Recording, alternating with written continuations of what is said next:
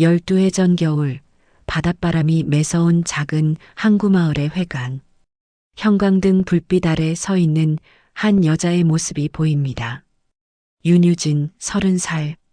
마을 사람들의 시선이 그녀를 향해 날카롭게 꽂히고 있었습니다. 안녕하세요. 저는 정말 억울합니다. 목소리가 떨렸습니다. 시댁 어른들이 앞줄에 앉아 차가운 눈빛으로 저를 내려다보고 있었어요. 시어머니가 일어나 손가락을 저에게 가리켰습니다. 우리 집안이 이렇게 된 건 다 내 탓이야. 내가 와서부터 모든 게 꼬이기 시작했어. 회관 안이 웅성거렸습니다. 마을 사람들의 시선이 저에게 쏟아졌어요. 누군가는 고개를 끄덕이고 누군가는 혀를 찼습니다. 저는 가슴이 답답해서 숨을 제대로 쉴 수가 없었어요. 어머니, 제가 뭘 잘못했는지 구체적으로 말씀해 주세요. 저는 정말 모르겠습니다. 구체적으로 내가 온 뒤로 어획량이 줄었고 사업이 연달아 망했잖아. 이 모든 게 우연이겠어? 시아버지도 벌떡 일어났습니다. 우리 집안 대대로 이런 일이 없었는데 말이야. 내가 액을 몰고 온 거 아니고 뭐야? 저는 무릎이 후들거렸습니다. 결혼한 지 3년 시댁 일이 잘못될 때마다 제가 원인이라는 소리를 들어왔어요. 처음에는 농담인 줄 알았습니다. 그런데 점점 진담이 되더니 이제는 마을 회관에서 공개적으로 저를 희생양으로 내세우고 있었어요. 저는 정말 열심히 살았습니다. 새벽부터 밤늦게까지 집안일하고 시부모님 수발 들고 그런 건 당연한 거고 시어머니가 소리쳤습니다. 문제는 내가 우리 집안에 재수 없는 기운을 가져왔다는 거야. 마을 이장이 일어나 말했습니다. 유진 씨, 마을을 위해서라도 잠시 떠나 있는 게 어떨까요? 분위기가 가라앉을 때까지만요. 저는 온몸이 떨렸습니다. 남편은 어디 있을까요? 이 순간 제 편에 서줄 사람은 아무도 없었어요.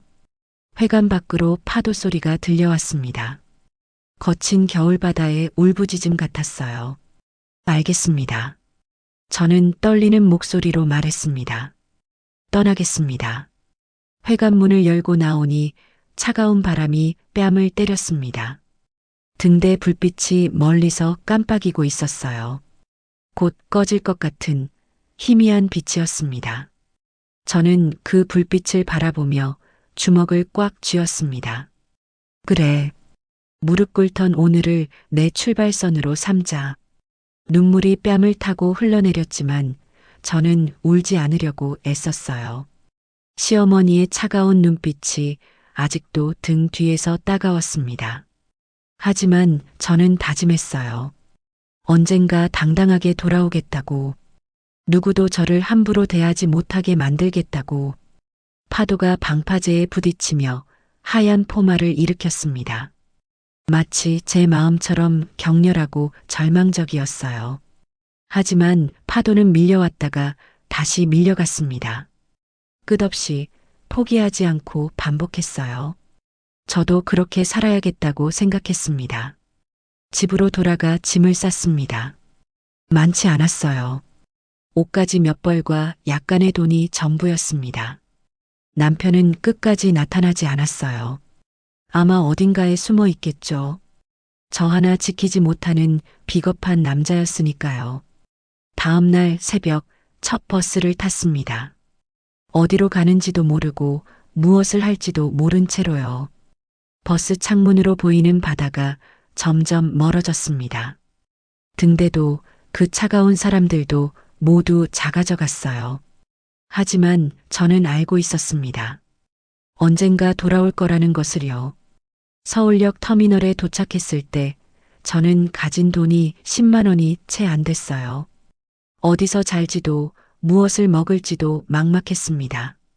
터미널 벤치에서 하룻밤을 보낸 뒤 화장실에서 세수를 하고 일자리를 찾아다녔어요. 청소일 해보신 적 있어요? 터미널 관리사무소 직원이 물었습니다. 아니요. 하지만 열심히 하겠습니다. 새벽 5시부터 오후 1시까지 하루 5만 원이에요. 할래요? 네, 감사합니다. 저는 얼마나 기뻤는지 몰라요. 첫 월급이 들어올 때까지 견딜 수 있을 것 같았거든요. 다음 날부터 새벽 첫 차가 들어오는 시간에 맞춰 청소를 시작했습니다. 지하철 좌석 및 휴지를 줍고 화장실을 닦고 바닥을 걸레질했어요. 처음 일주일은 정말 힘들었습니다. 허리가 아파서 밤에 잠을 못 잘 정도였어요. 손끝이 갈라지고 무릎이 까졌습니다. 하지만 저는 웃음을 잃지 않으려고 애썼어요. 청소하면서도 사람들에게 밝게 인사했습니다. 아가씨, 참 열심히 하네요. 한 할아버지가 말씀하셨어요. 네, 감사합니다. 저는 환하게 웃었습니다. 청소일이 끝나면 오후에는 택배 상하차 일을 했어요. 무거운 상자들을 나르는 일이었는데 처음에는 몸이 따라주지 않았습니다. 하지만 점점 익숙해졌어요. 밤 10시까지 일하고 나면 파김치가 됐지만 하루하루 버텨냈습니다. 어느 날 택배 일을 마치고 터미널을 걸어가는데 고소한 냄새가 코끝을 스쳤어요. 터미널 옆 작은 제과점에서 나는 냄새였습니다. 달빛 제과라는 간판이 걸려 있었어요. 배가 고팠던 저는 용기를 내서 들어갔습니다. 혹시 남은 빵 있으면 싸게 주실 수 있나요? 사장님이 저를 한번 훑어보더니 말했습니다. 어디서 일해요? 터미널에서 청소하고 택배 일도 합니다. 새벽부터 밤까지 일하는구나. 힘들겠네. 사장님이 봉지에 빵을 담아주며 말했어요. 오늘은 서비스고 내일부터는 1,000원에 가져가. 정말 감사합니다. 그렇게 저는 매일 밤 달빛 제과를 들렀어요. 남은 빵을 먹으면서 하루를 마무리했습니다. 빵을 씹으면서 사장님이 반죽하는 모습을 지켜봤어요. 밀가루 반죽이 사장님의 손길 아래서 부드럽게 변해가는 모습이 신기했습니다. 반죽이 참 신기해요. 제가 말했습니다. 반죽은 솔직한 놈이야. 정성을 들인 만큼 맛있게 나와주거든. 사장님이 웃으며 말했어요. 거짓말을 안 해. 대충 하면 딱 그만큼만 부풀고 정직하게 치대면 제대로 된 빵이 돼. 저는 그 말이 마음에 들었어요. 반죽은 솔직하다니. 제 인생도 그렇게 솔직하게 살고 싶었습니다. 몇 주가 지나자 사장님이 제안했어요. 밤에 반죽 일 좀 도와줄래? 시간당 10,000원 줄게. 정말요? 저 빵 만들어 본 적 없는데요. 배우면 돼. 손재주 좋아 보이는데? 저는 기뻤어요. 돈도 더 벌 수 있고 새로운 것을 배울 수도 있으니까요. 그날 밤부터 사장님에게 제빵을 배우기 시작했습니다. 밀가루와 버터, 이스트를 섞어서 반죽하는 법부터 배웠어요. 처음에는 반죽이 제대로 안 됐습니다. 너무 되직하거나 너무 물렁물렁했어요. 사장님이 제 손을 잡고 가르쳐 주었습니다. 느껴봐. 반죽이 살아있다는 걸. 숨을 쉬고 있어. 정말 그런 것 같았어요. 반죽을 치대다 보면 점점 부드러워지고 탄력이 생겼습니다.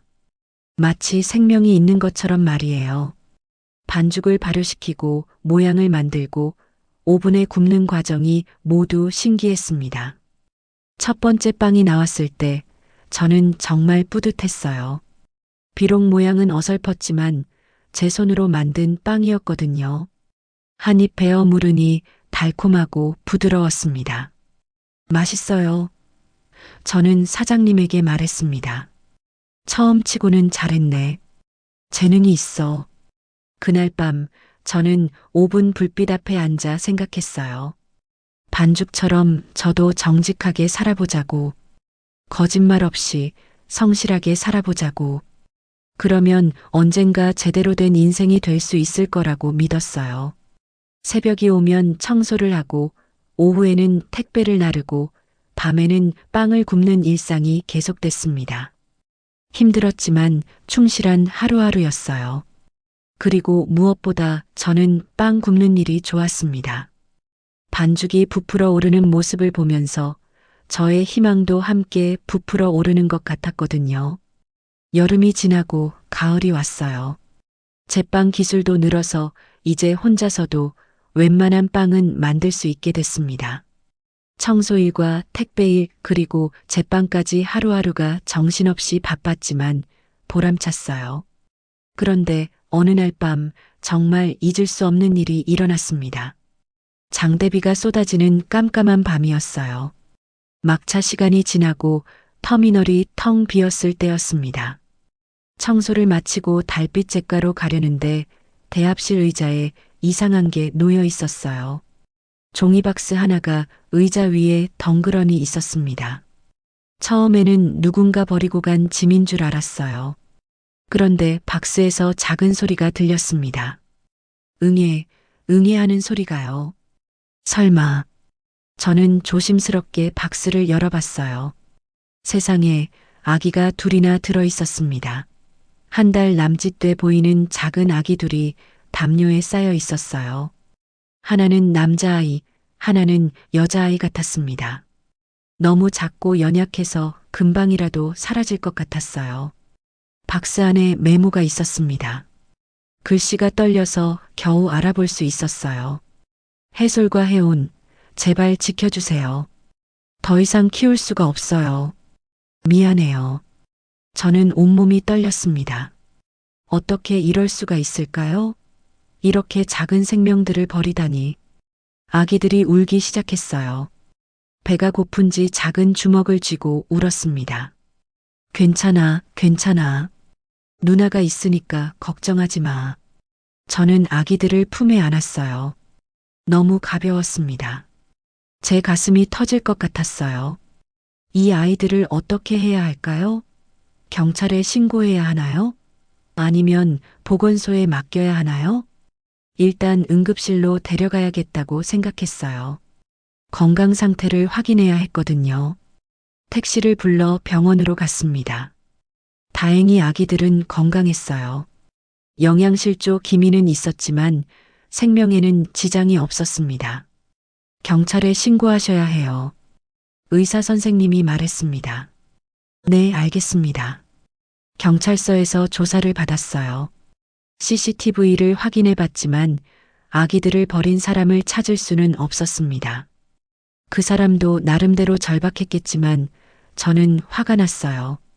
어떤 이유든 이렇게 작은 생명을 버릴 수는 없는 거 아닌가요? 일단 보호시설로 보내드릴게요. 경찰관이 말했습니다. 잠깐만요. 제가 돌볼 수는 없을까요?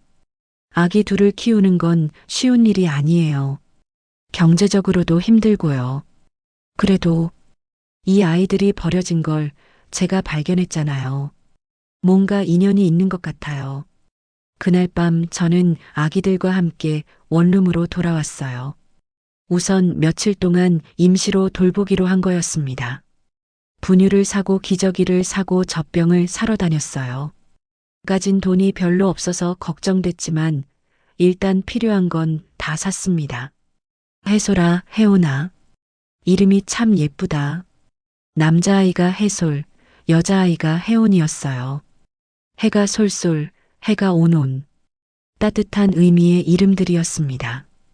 이름을 지어준 사람도 이 아이들을 사랑했을 텐데 왜 버렸을까요? 밤새 아기들을 돌봤어요. 2시간마다 분유를 먹이고 기저귀를 갈았습니다.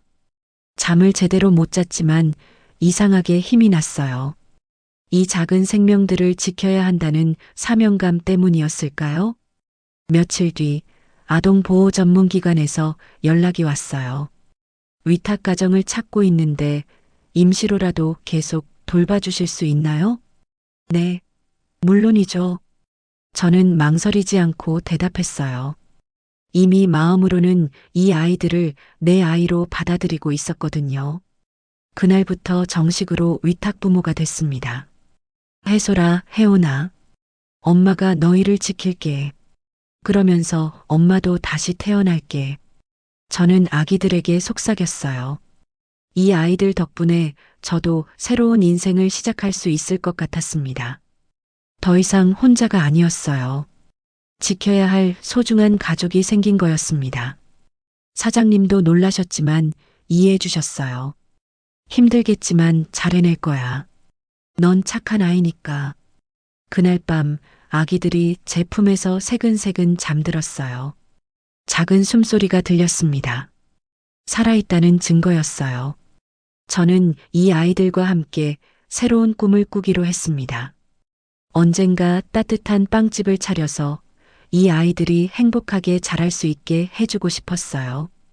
해솔이와 혜온이가 저희 집에 온 지 1년이 지났어요. 이제 아이들도 많이 컸고 저도 육아와 일을 병행하는데 익숙해졌습니다. 달빛제과 사장님은 정말 은인이셨어요. 아기들을 가게 한쪽에 재워둘 수 있게 해주셨고 제빵 기술도 많이 가르쳐 주셨거든요. 유진아, 이제 웬만한 빵은 다 만들 줄 아네. 독립할 때가 됐어. 독립이요? 응. 내 가게를 차리라고. 사장님의 말에 가슴이 두근거렸어요. 정말 제 가게를 차릴 수 있을까요? 돈은 얼마나 필요할까요? 손님들이 올까요? 걱정이 앞섰지만 한편으로는 설렘도 있었습니다. 돈이 없는데요. 임대보증금도 없고. 걱정하지 마. 내가 도와줄게. 그동안 내가 얼마나 열심히 했는데. 사장님은 정말 천사 같은 분이셨어요. 임대보증금을 빌려주시고 중고 제빵 기계도 소개해 주셨습니다. 동네에서 작은 상가 하나를 구했어요. 10평도 안 되는 작은 공간이었지만 저에게는 꿈의 무대였습니다. 인테리어는 제가 직접 했어요. 돈이 없어서 페인트 칠부터 선반 설치까지 모두 손수했습니다. 해솔이와 혜온이는 카시트에 앉아 제가 일하는 모습을 구경했어요. 엄마가 뭐 하는 거야? 해솔이가 옹알거렸습니다. 엄마가 우리 가게 만드는 거야. 예쁘게 만들어서 맛있는 빵도 팔고 사람들도 행복하게 해줄 거야. 간판도 직접 그렸어요. 새벽빵집이라고 적고 밑에 작은 글씨로 빵이 따뜻할 때 사람도 따뜻해진다라고 썼습니다. 제가 늘 믿고 있던 말이었어요. 드디어 개업하는 날이 왔어요. 새벽 3시부터 일어나서 빵을 굽기 시작했습니다. 식빵, 단팥빵, 크림빵, 소세지빵. 제가 배운 모든 빵을 만들었어요. 오븐에서 김이 모락모락 나는 빵들을 보니 정말 뿌듯했습니다. 첫날은 손님이 몇 명 안 왔어요. 동네 할머니 한 분이 식빵 하나 사가신 게 전부였습니다. 하지만 저는 포기하지 않았어요. 매일 새벽부터 일어나서 정성스럽게 빵을 구웠습니다. 맛있는 냄새가 나네요. 지나가던 아저씨가 말했어요. 한번 드셔보세요. 갓 구운 거예요. 그럼 크림빵 하나 주세요. 아저씨가 빵을 한 입 베어 물더니 눈이 커졌어요. 와, 정말 맛있는데요? 어디서 배웠어요? 달빛 제과에서 배웠어요. 정성스럽게 만들었어요.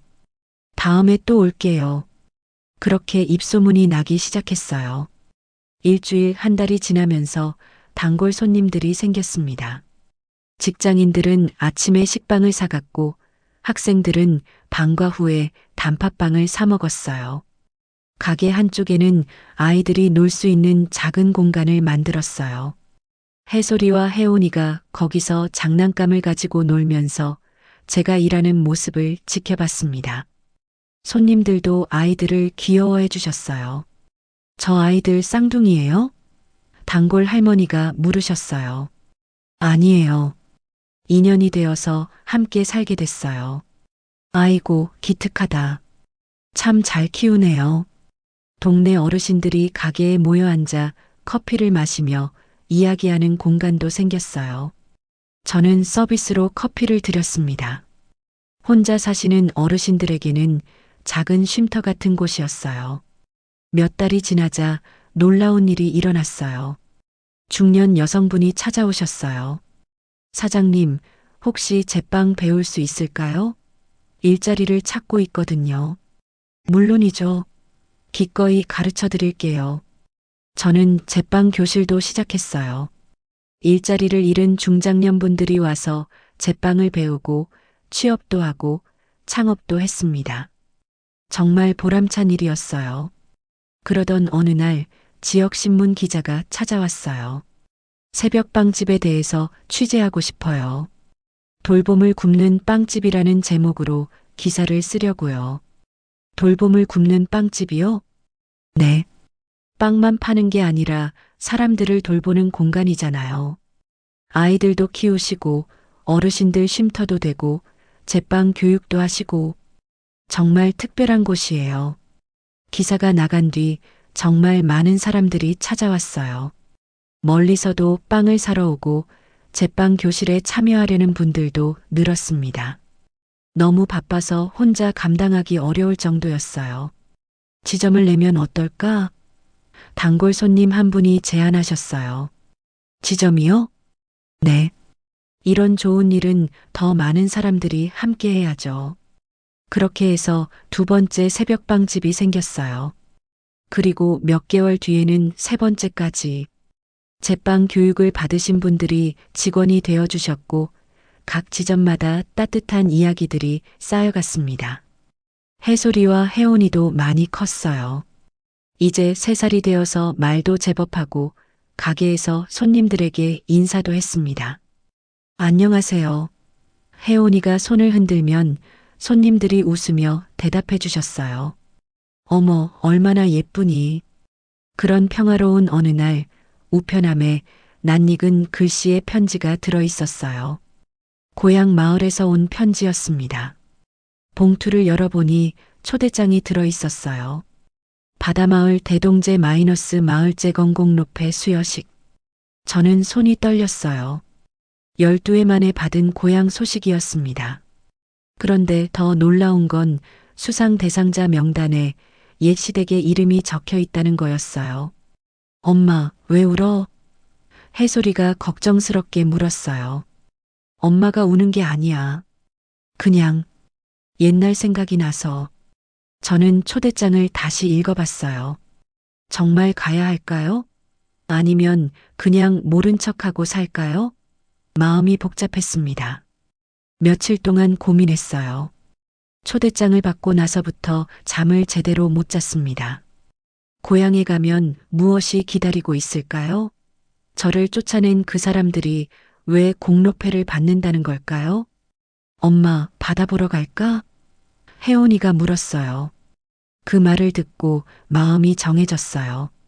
아이들에게도 엄마의 고향을 보여주고 싶었거든요. 그리고 저 자신도 확인하고 싶었습니다. 12회 동안 제가 어떻게 변했는지 말이에요. 그래, 바다 보러 가자. 차를 빌려서 고향으로 향했어요. 해솔이와 혜원이는 처음 보는 바다에 신이 났습니다. 우와, 엄마, 물이 이렇게 많아? 그래, 이게 바다야. 엄마가 어렸을 때 매일 봤던 바다. 마을에 도착하니 현수막이 걸려 있었어요. 바다마을 대동제라고 크게 써 있었습니다. 거리에는 사람들이 오가고 있었어요. 얼핏 아는 얼굴들도 보였습니다. 그런데 이상했어요. 현수막에는 불운의 세월을 이겨낸 우리 마을이라고 써 있는데 실제로 보니 마을이 그렇게 번영한 것 같지 않았어요. 오히려 예전보다 더 쓸쓸해 보였습니다. 마을회관 게시판에는 채무독촉 고지서들이 덕지덕지 붙어 있었어요. 폐허선 매각 공고, 조합비 연체자 명단. 이런 게 어디 번영한 마을의 모습인가요? 저기 누구 아니야? 지나가던 아주머니들이 수군거렸어요. 어머, 유진이 아니야? 그때 그 유진이? 맞네. 애들까지 데리고 왔네. 시선들이 따가웠어요. 호기심 반, 경계심 반이었습니다. 저는 해솔이와 혜원이의 손을 꼭 잡았어요. 엄마, 사람들이 우리 쳐다봐. 해솔이가 속삭였어요. 괜찮아. 그냥 엄마를 오랜만에 보는 거야. 회관으로 들어가니 준비된 자리가 있었어요. 옛 시댁 사람들이 단상에 앉아 있었습니다. 시어머니는 많이 늙으셨지만 여전히 위험 있는 표정이었어요. 어머, 유진이 왔네. 시댁 사람 중 하나가 반갑게 손을 흔들었어요. 정말 어이가 없었어요. 저를 쫓아낸 바로 그 사람들이 이제 와서 반갑다고 손을 흔들다니. 하지만 저는 담담히 인사했습니다. 안녕하세요. 애들이 참 예쁘네. 몇 살이야? 3살이에요. 쌍둥이야? 아니에요. 2년이 되어서 함께 살게 됐어요. 사람들이 수군거렸어요. 아마 제 사정을 모르니까 궁금해하는 것 같았습니다. 마을 이장이 마이크를 잡고 개회사를 했어요. 오늘은 뜻깊은 날입니다. 우리 마을이 어려운 시기를 이겨내고 다시 일어설 수 있게 해주신 분들에게 감사패를 드리는 자리입니다. 저는 속으로 의아했어요. 정말 이 마을이 일어났나요? 제가 보기에는 예전보다 더 어려워 보였는데 말이에요. 먼저 김씨 가문에서 마을 발전을 위해 애쓰신 분들께 공로패를 드리겠습니다. 옛 시댁 대표가 일어났어요. 박수가 나왔지만 그리 열렬하지는 않았습니다. 뭔가 어색한 분위기였어요. 그때 한 할아버지가 제 옆으로 다가왔어요. 낯익은 얼굴이었는데 누구인지 기억이 안 났어요. 유진이구나. 많이 컸네. 죄송한데 누구시죠? 나 모르겠어? 옛날에 마을회계 했던 박서방이야. 아, 박할아버지. 박할아버지는 조심스럽게 봉투를 제 손에 쥐어줬어요. 이걸 봐야 해. 그땐 말을 못했는데. 이제는 해야겠어. 뭔데요? 집에 가서 봐. 그리고 오늘 진실을 말할 용기가 있으면 말해. 저는 봉투를 받았어요. 뭔가 중요한 게 들어있는 것 같았습니다. 가슴이 두근거렸어요. 행사가 계속 진행됐어요. 옛 시댁 사람들이 감사패를 받고 축사를 했습니다. 마을을 위해 희생한 보람이 있다.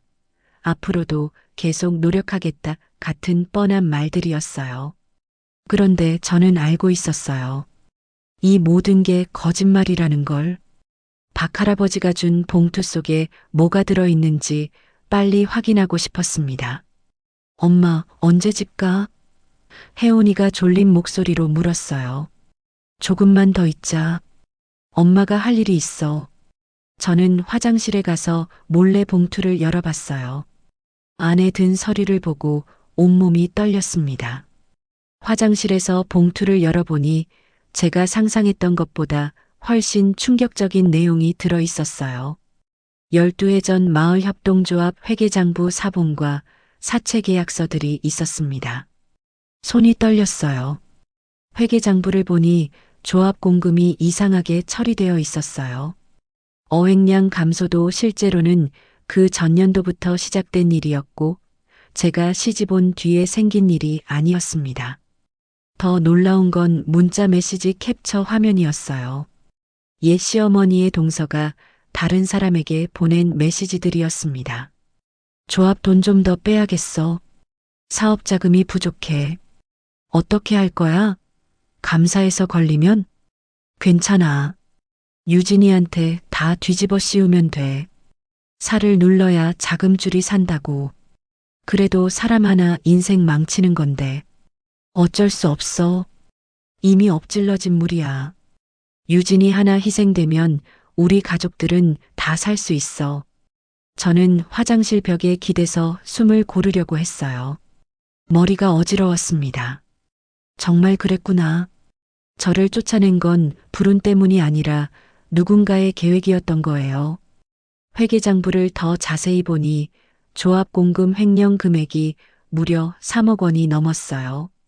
그 돈으로 사채업을 했던 것 같았습니다. 하지만 잘못된 투자로 다 날리고 결국 마을 전체가 어려워진 거였어요. 그런데 모든 책임을 저에게 돌렸던 거죠.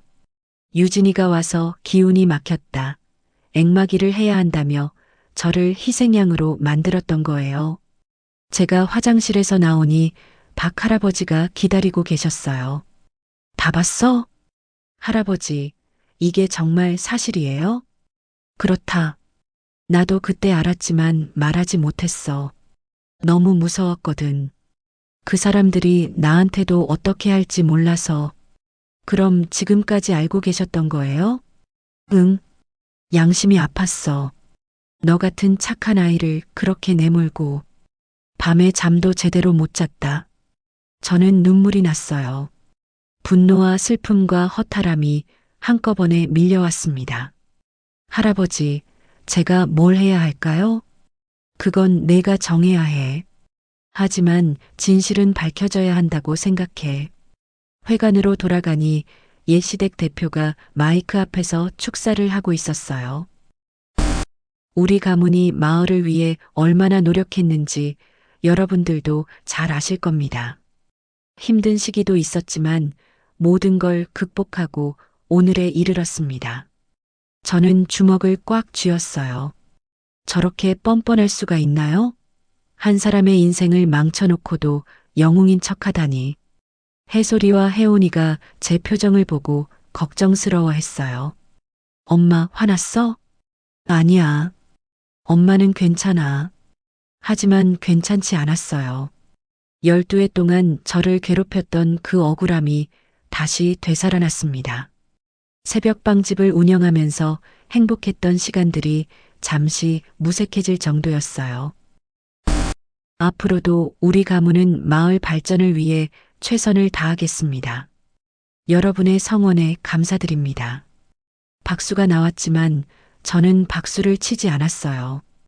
대신 천천히 일어났습니다. 박 할아버지가 고개를 끄덕였어요. 이제 때가 됐다는 신호 같았어요. 저는 심호흡을 하고 손을 들었어요. 회가 난 사람들의 시선이 저에게 쏠렸습니다. 잠깐만요. 제 목소리가 회관 전체에 울려 퍼졌어요. 옛 시댁 대표의 얼굴이 굳어졌습니다. 이제 진짜 시작이었어요. 회관 안이 조용해졌어요. 모든 사람들의 시선이 저에게 쏠렸습니다. 해솔이와 혜온이도 엄마를 올려다보고 있었어요. 말씀하세요. 사회자가 조심스럽게 말했어요. 저는 천천히 앞으로 걸어갔어요. 다리가 떨렸지만 이제는 물러설 수 없었습니다. 마을이 기운을 잃은 건 제 탓이 아니었습니다. 웅성거림이 일었어요. 옛 시댁 사람들의 얼굴이 하얗게 변했습니다. 저는 박 할아버지가 준 봉투를 꺼냈어요. 기록이 있습니다. 증거가 있어요. 회계장부와 사채계약서, 문자 캡처 화면을 하나씩 들어 보였습니다. 사회자가 프로젝터로 화면에 비춰주었어요. 이건 12해 전 마을협동조합 회계장부입니다. 조합 공금 3억 원이 불법으로 사용됐어요. 사채업에 투자했다가 모두 날렸습니다. 회관 안이 술렁였어요. 사람들이 화면을 뚫어지게 쳐다봤습니다. 그리고 이건 문자 메시지예요. 모든 책임을 저에게 뒤집어 씌우자는 계획이 담겨 있어요. 문자 내용이 화면에 떴을 때 회관 안이 완전히 조용해졌어요. 살을 눌러야 자금줄이 산다는 문장이 특히 충격적이었나 봐요. 옛 시댁 대표가 벌떡 일어났어요. 그건 오래된 일이고 오해가 있었던 것 같은데. 오해요?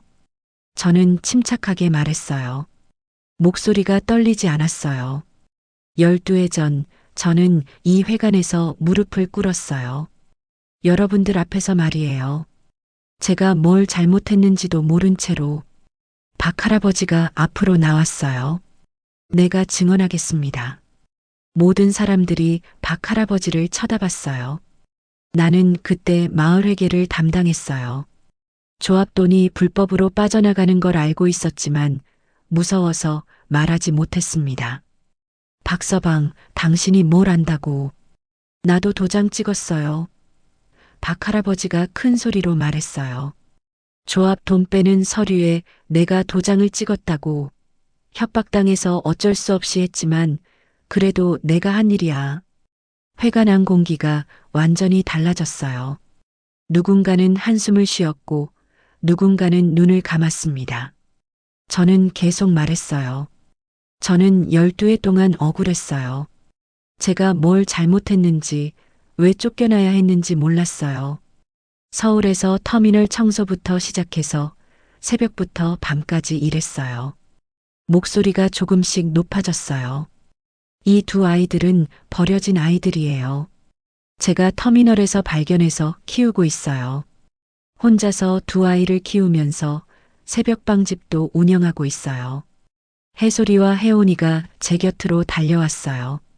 엄마, 혜온이가 제 다리를 꽉 안았어요. 사람들의 표정이 변했어요. 동정과 미안함이 섞인 시선들이었습니다. 저는 복수하러 온 게 아니에요. 진실을 말하러 왔어요. 더 이상 거짓말로 살아서는 안 되니까요. 옛 시어머니가 일어났어요.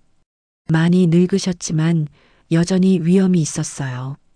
유진아, 네. 그때 미안했다. 저는 깜짝 놀랐어요. 시어머니가 사과하실 줄은 몰랐거든요. 우리가 잘못했어. 너한테 너무 심하게 했지. 다른 시댁 어른들도 하나둘 일어나서 고개를 숙였어요. 미안하다, 유진아. 우리가 나빴어. 회가 나니 숙연해졌어요. 저는 눈물이 났지만 억지로 참았어요. 그때 혜온이가 제 손을 꼭 잡고 물었어요. 엄마, 우리 여기서 도망 안 가도 돼? 그 말에 제 마음이 무너졌어요. 이 아이는 엄마가 또 쫓겨날까봐 걱정하고 있었던 거예요. 안 가.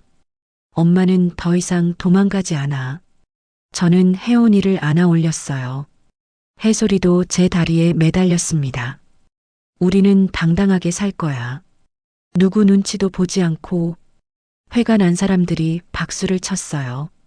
이번에는 진짜 마음에서 우러나는 박수였어요. 박수가 멈추고 나서 회가 나니 다시 조용해졌어요. 이제 정말 중요한 시간이었습니다. 진실을 밝혔으니 앞으로 어떻게 할 건지 정해야 했어요. 옛 시댁 어른들이 다가왔어요. 시어머니가 제일 먼저 다가와서 제 손을 잡았습니다. 유진아, 정말 미안했어. 어떻게 용서를 빌어야 할지. 저는 잠시 침묵했어요. 12해 동안 기다렸던 사과였지만 막상 들으니 복잡한 기분이었습니다. 사과는 받겠어요. 하지만 모든 사람들이 제 다음 말을 기다렸어요. 저와 아이들의 삶은 제가 지킵니다. 더 이상 누구의 간섭도 받지 않을 거예요. 시어머니가 고개를 끄덕였어요. 그래야지. 내가 오라. 마을 이장이 앞으로 나왔어요. 유진 씨, 오늘 공로패를 어떻게 하면 좋을까요? 저는 생각해 봤어요. 공로패를 받는 게 맞을까요? 아니면 거절하는 게 맞을까요? 공로패는 제가 받지 않겠어요. 사람들이 놀란 표정을 지었어요. 대신 마을 아이들을 위한 바다 작은 도서관에 주세요. 아이들이 책을 읽고 꿈을 키울 수 있는 공간을 만들어 주세요. 박수가 터졌어요. 정말 좋은 아이디어라고 생각하는 사람이 많았나 봐요. 그리고 한 가지 더 제안하고 싶어요. 저는 심호흡을 하고 말했어요. 새벽빵집에서 매주 토요일마다 이동 제빵차로 이 마을에 올게요. 어르신들을 위한 제빵교실도 열고 아이들을 위한 독서 모임도 할게요. 정말요? 마을 사람들이 기뻐했어요. 네. 하지만 조건이 있어요. 저는 단호하게 말했어요. 우리는 이웃으로는 지내지만 가족의 결정은 제 몫입니다. 해솔이와 혜온이를 어떻게 키울지, 어떻게 살아갈지는 저희가 정할 거예요. 시어머니가 조금 아쉬운 표정을 지었지만 곧 이해한다는 듯 고개를 끄덕였어요. 그래, 내가 알아서 해. 우리는 멀리서 응원할게. 그때 해솔이가 제 옷자락을 잡아당겼어요. 엄마, 배고파? 사람들이 웃었어요. 긴장된 상황에서 아이다운 말이 분위기를 부드럽게 만들었어요. 그럼 다들 저희 차에서 빵 좀 드실래요? 오늘 아침에 구워온 빵이 있거든요. 저는 차에서 새벽빵집 빵들을 꺼내왔어요. 식빵, 단팥빵, 크림빵, 정성스럽게 구워온 빵들이었어요. 우와, 정말 맛있어 보인다. 냄새도 좋고. 마을 사람들이 모여서 제 빵을 나눠 먹었어요. 아이들은 단팥빵을, 어르신들은 식빵을 좋아하셨어요. 유진아, 빵 정말 맛있다. 어디서 배웠니? 서울에서 배웠어요. 정성이 제일 중요한 비법이에요. 그렇게 어색했던 분위기가 따뜻해졌어요. 빵을 나누며 이야기하니 마치 가족 같은 기분이 들었습니다. 박 할아버지가 제게 다가와 조용히 말했어요. 용기 내줘서 고마웠어. 나도 이제 마음이 편해졌다. 할아버지도 고마웠어요. 할아버지가 용기 내주시지 않았으면 저도 진실을 말할 수 없었을 거예요. 해가 지기 시작했어요. 바다 위로 노을이 붉게 물들었습니다. 예전과 똑같은 노을이었지만 제게는 전혀 다르게 보였어요. 엄만 예뻐. 혜원이가 노을을 가리키며 말했어요. 그래, 정말 예쁘다. 저는 아이들을 안고 바다를 바라봤어요. 12해 전 이 바다를 등지고 떠났을 때는 절망뿐이었는데 이제는 희망이 보였습니다. 엄마, 내일도 새벽에 반죽해? 해솔이가 물었어요. 저는 아이들의 어깨를 감쌌어요. 그럼 내일도 굽자. 우리는 기다릴 줄 아는 사람들이니까. 반죽은 기다려줄수록 맛있어지고 사람도 기다릴수록 성숙해진다는 걸 저는 배웠어요. 12해라는 긴 시간이 필요했지만 이제야 진짜 제 인생을 찾은 것 같았습니다. 마을 사람들과 작별 인사를 했어요. 이제는 적이 아니라 이웃이었어요. 완전히 화해한 건 아니지만 서로를 이해하게 됐습니다. 유진아, 조심히 가고 토요일에 꼭 와. 시어머니가 말했어요. 네, 약속드릴게요. 차에 타서 마을을 떠나면서 저는 백미러로 등대를 봤어요. 예전보다 훨씬 밝게 빛나고 있었습니다. 누군가를 희생양으로 삼지 않아도 서로의 상처를 인정하면 마을의 빵도 마음도 다시 부풀어 오른다는 것을 모두가 깨달았기 때문이겠죠. 엄마, 우리 집 언제 가? 혜원이가 졸린 목소리로 물었어요. 곧 도착해. 우리 집에 가서 따뜻한 우유 먹고 잘 거야. 내일 빵집 가서 놀아도 돼? 물론이지.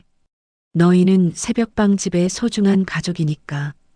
서울로 돌아가는 길, 저는 마음이 한결 가벼워졌어요. 12해 동안 마음속에 묻어두었던 응어리가 풀린 기분이었습니다. 이제 정말 새로운 시작이었어요. 새벽빵집에서는 오늘도 따뜻한 빵이 구워질 거예요. 그리고 매주 토요일마다 바다마을에서도 빵 냄새가 날 거고요. 상처받은 사람들이 모여 앉아 따뜻한 빵을 나누며 서로의 아픔을 위로해 줄 거예요. 해솔이와 혜온이는 뒷자리에서 잠들었어요. 천사 같은 얼굴로 새근새근 자고 있었습니다. 이 아이들 덕분에 제가 더 강해졌고 더 따뜻해졌어요. 반죽이 발효되듯 인생도 시간이 필요하다는 걸 저는 이제 알았어요. 급하게 서두르지 않고 정성스럽게 기다리면 언젠가는 맛있는 결과가 나온다는 것을요. 새벽빵집의 불빛은 오늘도 환하게 켜져 있을 거예요. 빵이 따뜻할 때 사람도 따뜻해진다는 믿음으로 저는 내일 아침에도 새벽 3시에 일어나서 반죽을 시작할 거예요. 그리고 바다마을의 등대처럼 누군가에게는 희망의 빛이 되어줄 거예요. 상처받고 절망한 사람들이 새벽빵집을 찾아와서 따뜻함을 느끼고 갈 수 있도록 말이에요. 인생이라는 긴 반죽 과정에서 우리는 모두 조금씩 상처받고 조금씩 치유받으며 살아가는 거겠죠. 그리고 마침내 맛있는 빵처럼 따뜻하고 달콤한 인생을 만들어가는 거고요. 엄마도 사랑해. 잠든 혜온이가 잠꼬대를 했어요. 저는 웃으며 대답했어요. 엄마도 너희를 사랑한다. 세상에서 제일 많이. 새벽빵집의 이야기는 아직 끝나지 않았어요. 매일 새로운 사람들이 찾아오고 새로운 이야기들이 쌓여갈 테니까요. 그리고 그 모든 이야기의 중심에는 따뜻한 빵과 진심 어린 사랑이 있을 거예요.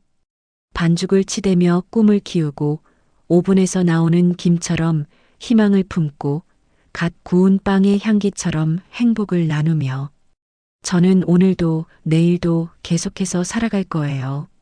새벽빵집에서 빵을 굽듯이 제 인생도 정성스럽게 구워가면서 말이에요.